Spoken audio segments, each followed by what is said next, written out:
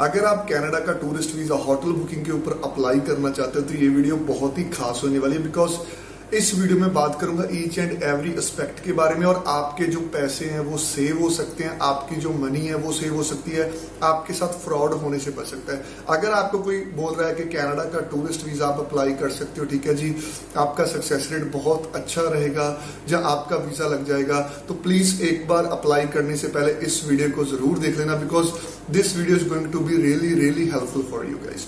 Because इस video में बात करूंगा कनाडा टूरिस्ट वीजा किन लोगों को मिलता है, ठीक है जी, कौन सी प्रोफाइल वालों को कनाडा का टूरिस्ट वीजा होटल बुकिंग के ऊपर अप्लाई करना चाहिए, ठीक है, जिसका सक्सेस रेट अच्छा हो।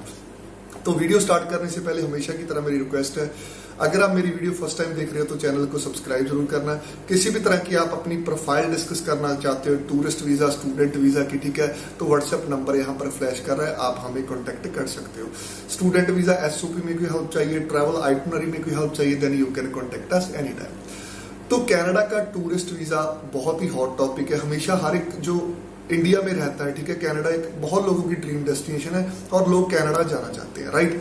तो ऐसे में स्टूडेंट वीजा काफी ज्यादा कॉस्टली हो जाता है, ठीक है, पीआर के लिए पॉइंट्स नहीं होते हैं, ठीक है। तो सबसे जो इजीएस्ट वे है, ठीक है, मैं इसको इजीएस्ट भी बोलूंगा और डिफिकल्ट भी बोलूंगा, क्योंकि जिनका तो वीजा लग जाता है उनके लिए तो बहुत ही इजीएस्ट वे है, ठीक है, वो 20,000 to 30,000 स्पेंड करके अपना जो वीजा और कनाडा जाने का सपना वो पूरा कर लेते हैं। जिनका नहीं लगता, ठीक है, उनके लिए सबसे डिफिकल्ट वे है, ठीक है।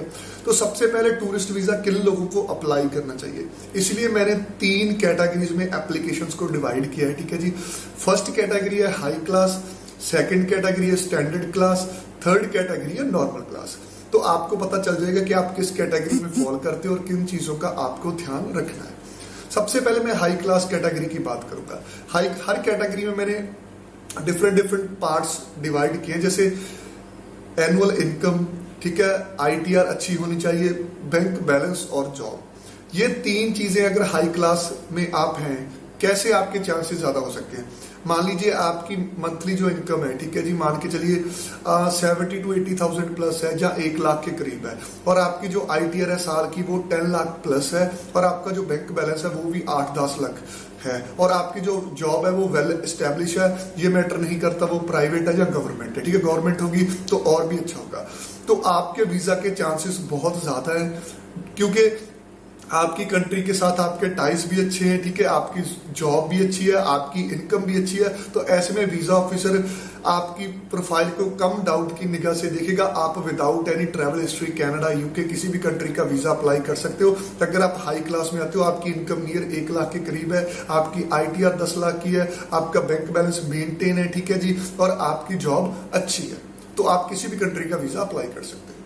उसके बाद आ जाती है स्टैंडर्ड क्लास। स्टैंडर्ड क्लास में बहुत सारे लोग फॉल करते हैं, ठीक है जी, जिनकी सैलरी 50,000 प्लस है लेकिन 80,000 से नीचे है, और उनकी जो आईटीआर है हम कह सकते हैं 6 से 7 लाख की है, ठीक है, बैंक बैलेंस भी अच्छा है, जॉब भी अच्छा है। ऐसे केस में अगर आपके पास थोड़ी बहुत ट्रैवल हिस्ट्री है, then you can apply for Canada. मान लीजिए ये नहीं है कि आपने एक सिंगापुर मलेशिया का ट्रिप किया और आपने डायरेक्ट कनाडा का वीजा अप्लाई कर दिया।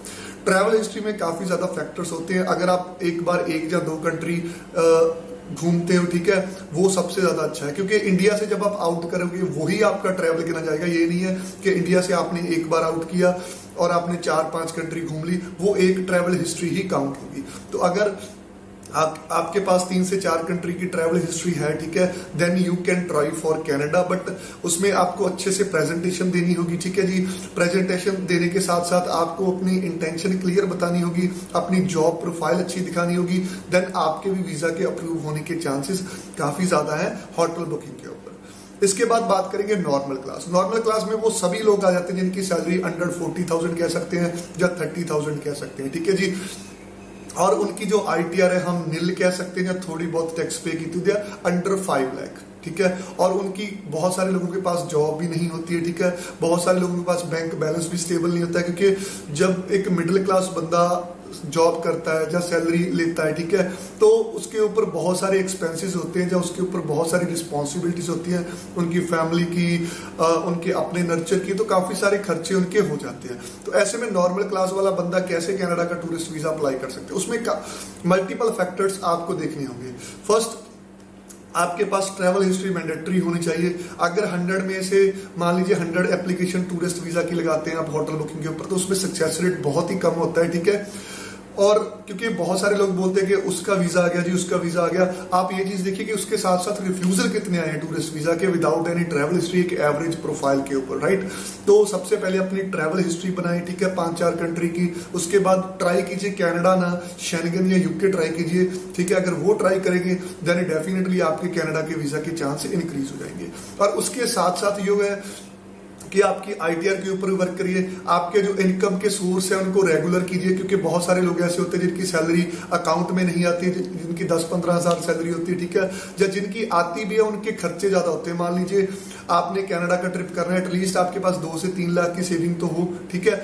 अगर आपकी मंथली सैलरी 3 लाख आ रही है, ठीक है, सॉरी मंथली सैलरी 30,000-35,000 आ रही है, ठीक है, आप कनाडा का टूरिस्ट वीजा अप्लाई करना चाहते हो, तो वीजा ऑफिसर ये चीज देखेगा कि आपने 1-1.5 मंथ का ट्रिप बना लिया, तो जितना आपका एक्सपेंस आ जाना है वो आपने 1 साल में कवर करना है, ठीक है। और आपके दूसरे खर्चे भी है, तो इन कारणों के कारण वीजा ऑफिसर कई बार आपका वीजा पर्सनल एसेट्स और फाइनेंशियल स्टेटस लगाकर रिफ्यूज कर देता है।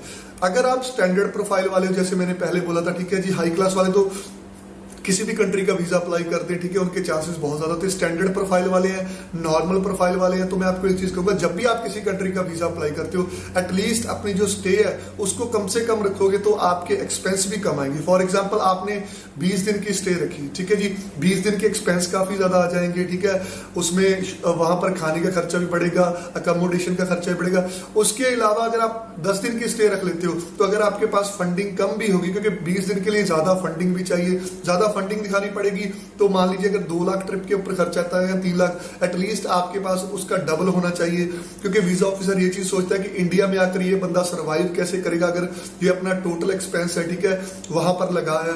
तो ये फैक्टर्स होते हैं। अगर आपने टूरिस्ट वीजा अप्लाई करना है तो इन फैक्टर्स के ऊपर अगर आप ध्यान देंगे, आपकी प्रोफाइल का भी आपको पता लग गया होगा कि आप कहां स्टैंड करते हो, ठीक है जी। अगर तो स्टैंडर्ड और नॉर्मल वाले मैं यही एडवाइस करूंगा कि पहले आप एशिया की 2-3 कंट्री ट्रैवल करके शेंजन या यूके ट्राई करें, उसके बाद अगर आप कनाडा का वीजा ट्राई करते तो आपके जो चांसेस है वो बहुत ज्यादा हो जाते हैं। अकेली ट्रैवल हिस्ट्री बनाने का भी नहीं फायदा, उसके साथ साथ जो आपके दूसरे डॉक्यूमेंटेशन है, ठीक है जी, जैसे आपकी आईटीआर होगी उसको मेंटेन कीजिए, आपके जो खर्चे हैं, ठीक है, उनको लिमिटेड कीजिए, क्योंकि जो हाई क्लास वाले हैं उनके अगर खर्चे भी ज्यादा होंगे, उनकी सैलरी भी हर मंथ 1 लाख उनके अकाउंट में रिफ्लेक्ट हो जानी है, तो वीजा ऑफिसर को पता है कि इस पर्सन ने तो 2 मंथ में अपना एक्सपेंस कंप्लीट कर लेना है, मिडिल क्लास वाले को 1 साल लग जाना है, या स्टैंडर्ड या नॉर्मल क्लास वाले को। इन चीजों के ऊपर आपको बहुत ज्यादा ध्यान देना है, क्योंकि इन चीजों के ऊपर अगर आप ध्यान दोगे तो डेफिनेटली आपका वीजा रिफ्यूज नहीं होगा। ट्रैवल हिस्ट्री के ऊपर भी ध्यान दो, स्टेप बाय स्टेप चलो, टाइम जरूर लगेगा, आपका पैसा नहीं खराब होगा। अगर सीधा ही आप कनाडा का अप्लाई करते हो, वीजा नहीं निकलता, मान लीजिए अपनी फैमिली ने अप्लाई किया, तो 40 से 50 हजार का लॉस हो जाएगा, और इतने में आपकी ट्रैवल हिस्ट्री एक बन जानी है, ठीक है, जहां आप टैक्स भी पे कर सकते हो, अपनी जो अकाउंट स्टेटमेंट है उसको भी बैलेंस कर सकते हो। तो काफी सारे मल्टीपल फैक्टर्स होते हैं। तो अगर टूरिस्ट वीजा अप्लाई करना तो इन चीजों का प्लीज ध्यान रखना, उसके बाद ही अपना डिसीजन लेना कनाडा टूरिस्ट वीजा अप्लाई करने में। तो अगर आपको कोई हेल्प चाहिए टूरिस्ट वीजा अप्लाई करने में, विजिटर वीजा अप्लाई करने में, हमारा नंबर यहाँ पर फ्लैश कर रहा है, हमारे साथ अप्लाई करना चाहते हो, we are providing online service. आप इंडिया के किसी भी कोने से हो, आप घर में बैठकर हमारे साथ अप्लाई कर सकते हो। तो see you guys in the next video. Don't forget to subscribe my channel and press on the bell icon, because हमेशा कोशिश करता हूं एक जेन्युइन इंफॉर्मेशन आपके साथ शेयर करूं। Thank you.